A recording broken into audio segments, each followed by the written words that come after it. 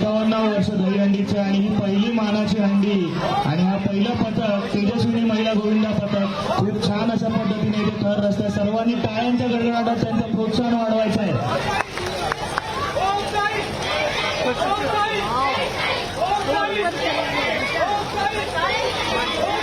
अरे गोविंदा रे यशोदेचा